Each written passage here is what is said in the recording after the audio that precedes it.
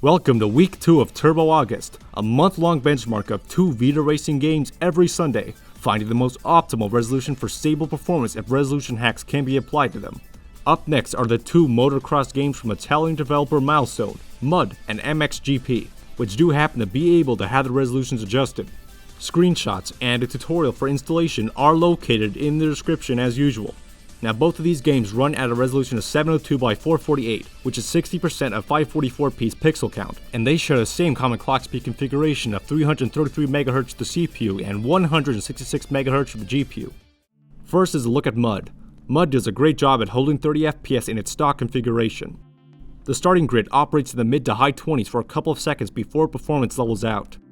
Resuming after you've respawned or having racers pass by can make the game dip to 28 FPS, but the reality of the performance is that you really do have to try to get the frame rate to drop by kicking up enough alpha effects in front of the camera with sharper turns, or by huddling by other racers so the frame rate can drop.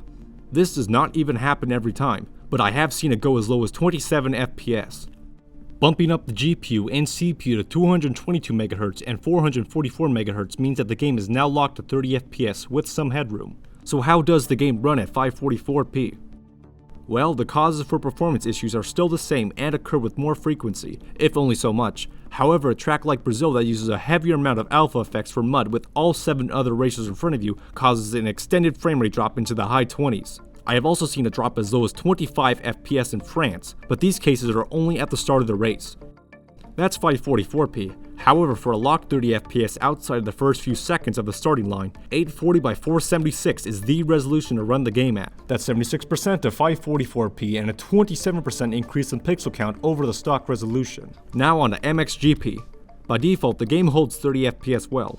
Getting out of the starting grid causes drops in the mid to high 20s before leveling out, and taxing stages like Low Sail and Valkensword see the frame rate drop as low as 26 FPS. Agueda and Earn having one section that drops to 28 FPS, and Beto Carrero that's almost locked at 30 FPS. Just one drop to 29 FPS. Since frame rates outside of the starting grid stay over 23 FPS at all times, it sounds like we should be able to increase the resolution so far and still get locked performance, right?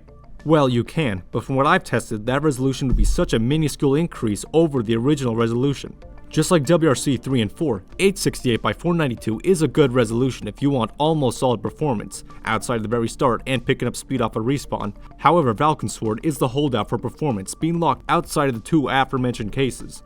There are sections of the track that dip to 28 or 29 FPS no matter the resolution I set it to, 868 by 492, 820 by 464, and even 792 by 448, an actual 30 by 17 aspect ratio to match the Vita, and just 12% more pixels than the original resolution, but the sections still dip to 29 FPS at the start of the race. With that in mind, 492p does a great job at keeping it 30 FPS, and I'd say that this is the resolution of choice for the best performance before diminishing returns kick in.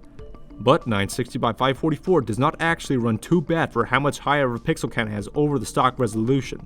The starting grid sees a frame rate from the mid to high 20s before leveling out, and an average of 3 choke points per map make the frame rate drop from anywhere to 27 to 29 FPS, with a case as low as 26 FPS, but the game does a good job at sticking to 30 FPS, especially if you're separated from the pack. So the less obtrusive and less cluttered time trial mode would be great at this resolution. Well, that does it for me. I hope you enjoyed listening or watching, and I'll be back next week. Have a good one.